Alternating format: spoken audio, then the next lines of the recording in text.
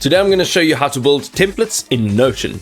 So what you want to do is creating templates, which you can do a lot with, is go ahead, create a new page. We start with a new page, and right at the bottom it says get started with, and you want to click on database. Now once you click on database, you can use one of the existing suggested databases as a template to then customize and create your own template. But let's just say that you'd like to use an empty database and you want to create your own template.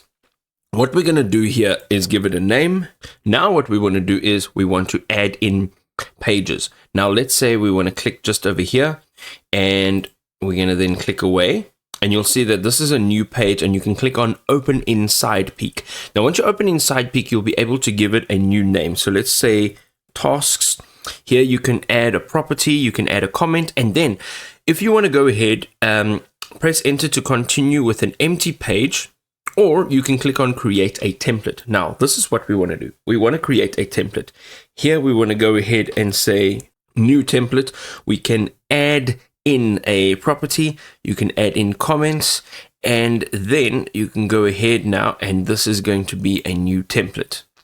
You can now add in whatever it is that you'd like to add in. So you can use your your slash for your command. So let's just say, let us add in an image section over here. We're going to go ahead, we're going to add in a to-do list, and then we can add in AI notes.